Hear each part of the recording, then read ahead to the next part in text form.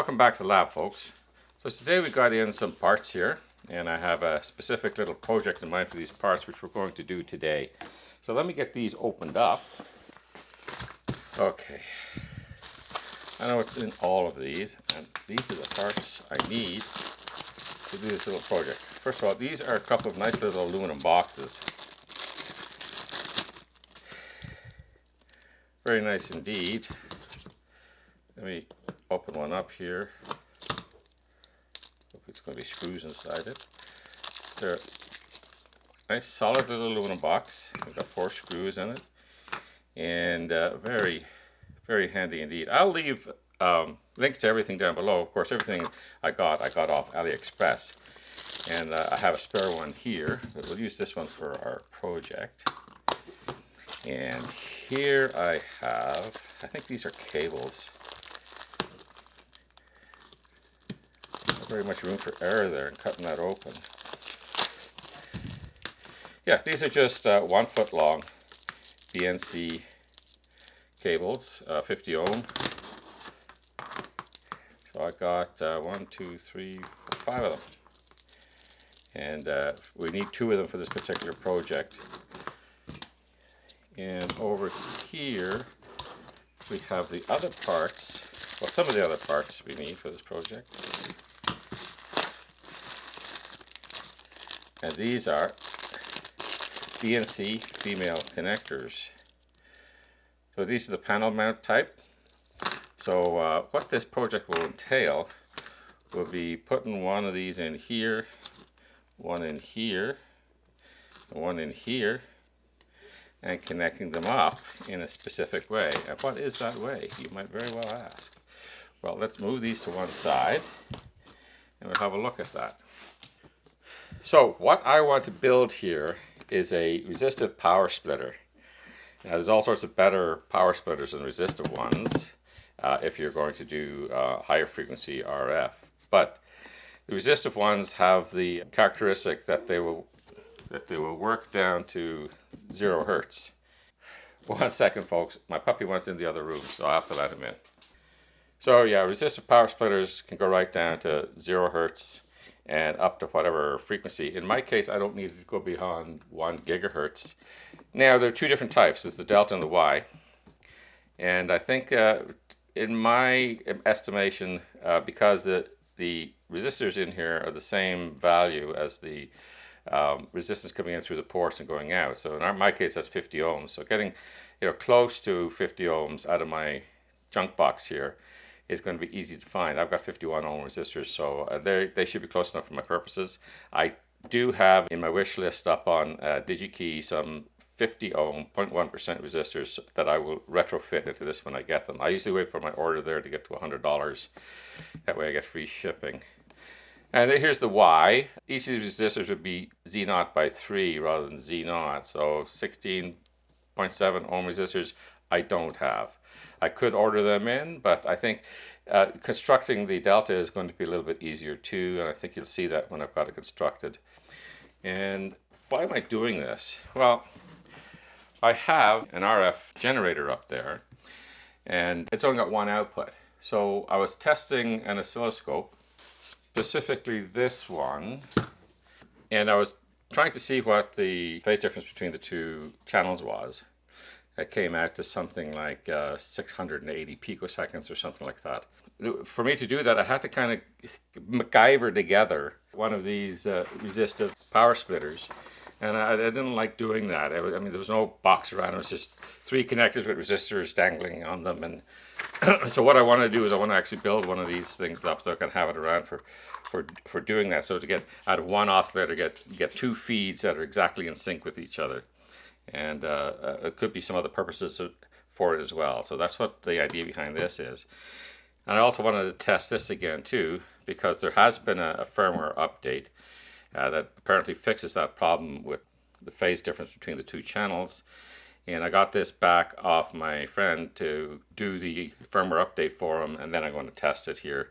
And by the same token, I'm going to test this out when it's finished too. I've already done the firmware update on this. It's really easy to do. Let me get started with this. So what I'm just going to do is I'm going to put like the input's just going to go right in the center here, and the two outputs are going to go in the centers here and here. So I'm going to go mark all that up, drill the holes, and mount 3 of these up. And I'm also going to solder in place these 3 resistors. These are 51 ohm resistors. All right, let me get in there, the drill press, and get all this done, and I'll come right back. Okay, I've got all the holes drilled out. This one looks a little tiny bit off center, but the rest of them are okay. It's only off by like maybe a millimeter or so. Anyway, let me clean these up and get these mounted up, and we'll be back. Okay, so here we are. We've got the 3 things mounted. So now I'm just going to mount resistors from here to here, and from here to here, here to here, and from here to here. And that should get us our delta circuit. Now I didn't put the ground tabs in. You RF guys out there, let me know, should I put those ground tabs in and kind of put a plate ground over them or something like that? Do I need any other grounding other than the case itself? Keep in mind we're only going up to 1 gigahertz ever with this. So, all right, so there it is. There's the finished product. What do you think? Will I get the job done or not? Well, we're going to find out. So let me just quickly bolt it all together, and we'll hook it up to the generator and the oscilloscope, and we'll try it out.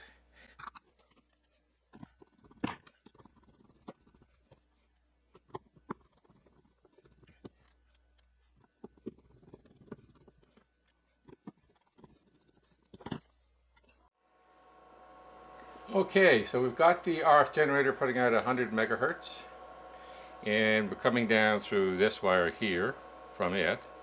We're coming into the splitter. We're coming out through these 2 little wires here into 50 ohm pass-throughs and into the oscilloscope. And it looks like both channels are reading roughly the same, 68.2 versus 67.8. Could be differences in the channels here. It could be slight differences in my 51 ohm resistors. I don't know, but let's see how well they line up as far as time is concerned here. So we'll just press this little button here. That should overlay them. And yeah, that's pretty good. It looks like there still is a minor discrepancy of I would have to guess around about maybe 50 picoseconds or so. It's going to be very difficult to try and measure that. But you can see that the blue seems to arriving slightly before the yellow. Let me zoom in on that so you can get a better view of that. Yeah, I wonder if you can see what I'm seeing there. So I think the yellow is a little bit displaced this way from the blue. Okay, folks, for one more thing I'm going to test is that I'm going to hook this thing up to a 600 megahertz oscilloscope, and I'm going to try and get a trace of it at a much higher frequency just to see if this is working okay. It's nice to see that it's working for this little test here, but we only went up to 100 megahertz here. And it's also nice to see that they've corrected the phase problem here. But I want to get this up on something a little bit faster. I just want to see what it looks like. Maybe up about 500-600 megahertz. Hold on a second while I set that up. Alrighty, we should have the bigger scope up on the screen here, and we're starting off here at 100 megahertz coming in. A little bit jittery. I didn't realize that oscillator was jittery. But I guess it doesn't have great phase noise. I read that, so I guess that's what we're seeing here. But we see we've got a very, very close match here in amplitude on both channels here. So this thing is splitting pretty good. There may be a slight difference there. We got like 99 point something on one and 98 point something on the other. So that 1% difference could easily be due to tolerance of the resistors. So it's looking pretty good at 100 megahertz, as we saw before on the other oscilloscope. So let's just pick it up 100 megahertz at a time until we get it up. Of course, we're going to see some roll off here. So now we're up at 500 megahertz and 600 megahertz. Let's bring these 2 waveforms together here. Okay, well, they match up pretty good, so we don't see any phase problem. We do see a very, very small amplitude problem. Very, very small. I'm not even going to worry about it. I'll put those more precision resistors into that in the future. And go from there. I don't think there's any issue here at all with the phase going through my little splitter. So yeah, we would be able to see even like a couple of picoseconds there, or at least 10 picoseconds without any trouble at all. Alright folks, that's all I really had for you today. Built up this little device here, which is going to become a handy part of my test kit.